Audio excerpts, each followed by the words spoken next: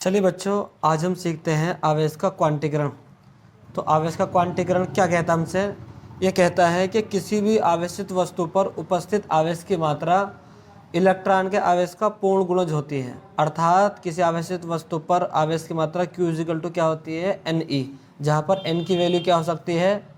1, 2, 3, 4 कुछ भी हो सकती है अनंत तक। ठीक, तो इसका स्टेटमेंट आखिर कहता क्या है हमसे? जनरल भाषा में हम सीखेंगे इसको क्या होता है। देखिए, ये कहना चाहता है अगर कोई आवेशित वस्तु है हमारी, तो उस पर उपस्थित जो आवेश होगा वो इलेक्ट्रॉन के आवेश का पूर्ण गुणज होगा। अर्थात Q क्या हो सकता है? E हो सकता है, या Q क्या हो सकता है?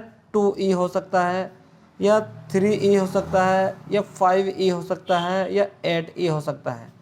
ये कभी भी इस तरीके से नहीं हो सकता कि 1/2E, 3/5E या 4/3E। जनरली हम ये कह सकते हैं कि आवेश जो होता है वो सबसे छोटा आवेश किसी वस्तु पर वो E हो सकता है। इससे ज़्यादा ही आवेश सकता है, E हो सकता है, 2E हो सकता है, 3E हो सकता है, 4E, 5, 6, 8 कुछ भी E हो सकता है, मगर ये भिन्न के रूप में नहीं हो सकता। इसके एक और तरीके से समझते हैं हम इसे, कि इसका ये कहना चाहता है कि आवेश को हम इसे भाग नहीं कर सकते या बांट नहीं सकते किसी भी तरीके से। हमको यानी कि जो ई आवेश है इसे किसी भी तरीके से हम बांट नहीं सकते। मतलब इसे हम आधा नहीं कर सकते, 1/3 नहीं कर सकते। हाँ, इसे गुना में कर सकते हैं, जैसे 2E कर दिया, 5E कर दिया, या इसे कर सकते हैं हमने 7E कर दिया। एक अन्य तरीके से ये समझते हैं कि आवेश कभी भी जो हो सकता है वो किसी वस्तु पर उपस्थित सबसे छोटा आवेश वो सिर्फ E हो सकता है। इससे छोटा आवेश उपस्थित नहीं हो सकता किसी भी वस्तु पर। ठीक है, तो हमारा आवेश का क्वांटीकरण आप समझ गए होंगे। चलिए इस पर एक आधा न्यूमेरिकल कर लेते हैं। देखिए ये सवाल क्या कहता है, ये सवाल समझिए। ये सवाल कहता है हमसे कि एक आवेशित चालक में 4000 इलेक्ट्रॉन बाहुल्य में है। चालक में उपस्थित कुल आवेश एवं उसकी प्रकृति बताइए। तो पहले हम क्या देखते हैं, ये क्या दिया हुआ है? आवेशित चालक में इलेक्ट्रॉन, तो इलेक्ट्रॉनों की संख्या n बराबर दी दी हमें, क्या दे दी है? 4000। चालक में उपस्थित कुल आवेश, यानी कि आवेश पूछ रहा है हमसे, ये आवेश Q क्या, ये पूछ रहा है हमसे आवेश।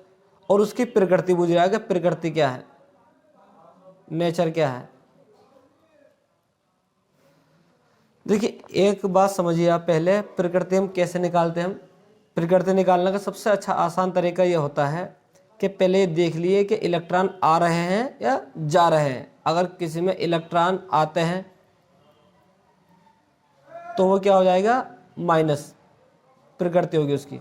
अगर उससे निकलते हैं या जाते हैं उसके अंदर से, तो वो क्या हो जाएगी इसकी प्रकृति? धनात्मक।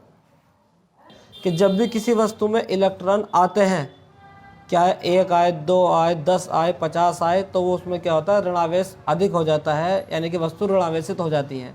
तो इसमें क्या हो जाते हैं? 4000 इलेक्ट्रॉन बाहुल्य में है। बाहुल्य का मतलब है उसके अंदर अधिक मात्रा में है, तो उसकी प्रकृति कैसे क्या हो जाएगी? ऋणात्मक। तो प्रकृति तो हम बिना कैलकुलेशन के निकाल लेंगे। अगर इलेक्ट्रॉन कम होते, कमी में होते हैं, तो वो क्या हो जाती? धनात्मक, यानी कि उसने इलेक्ट्रॉन इसे बाहर निकाल दिया अपना। इलेक्ट्रॉन बाहर निकलने का मतलब ये है कि इसका ऋणावेश वस्तु का बाहर चला गया है। अगर ऋणावेश बाहर जाता है तो वस्तु धनावेशित हो जाती है, यानी कि इलेक्ट्रॉन अंदर आते हैं तो वस्तु क्या हो जाती है? ऋणावेशित। ठीक है, तो इससे हम क्या निकाल लेंगे? Q अब निकाल लेते हैं हम, इससे कैलकुलेशन कर लेते हैं। आवेश के क्वांटीकरण से क्या होता है? आवेश का क्वांटीकरण क्या होता है? Q Ne। हमने पीछे पढ़ा है, ये लिखा हुआ आवेश का क्वांटीकरण से Q होता है Ne। यहाँ से हमें Q पता लग जाएगा। n की वैल्यू क्या रखी? 4000।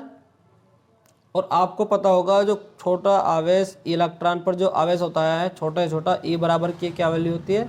1.6 × 10⁻⁻19 कूलम। यानी कि इलेक्ट्रॉन पर जो उपस्थित आवेश होता है E, उसकी वैल्यू क्या होती है? 1.6 × 10⁻19 आवेश। यही सबसे छोटा संभव आवेश है। बाकी आवेश इससे अधिक ही होंगे, इससे कम आवेश नहीं हो सकता किसी वस्तु पर। तो इनकी वैल्यू यहाँ पर रख देते हैं। अब इसकी वैल्यू क्या है? 1.6 इंटू 10 की पावर -19।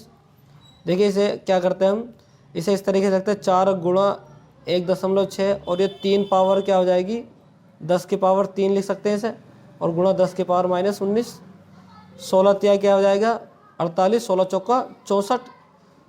6.4 इंटू 10 की पावर देखिए या प्लस की 3 है या माइनस की 19 है, तो माइनस की 19 ज़्यादा है, इसमें से घटेगी तो कितनी आ जाएगी माइनस की 14 14। तो ये आवेश का हो जाएगा कूलाम, ये हमारा आंसर हो जाएगा। तो उम्मीद है आप ये आवेश का क्वांटीकरण समझ गए होंगे और एक सवाल करके आपको और अच्छे तरीके से समझ में आ गया होगा। अगर वीडियो पसंद आए तो हमारे चैनल को सब्सक्राइब और वीडियो को लाइक ज़रूर कीजिएगा।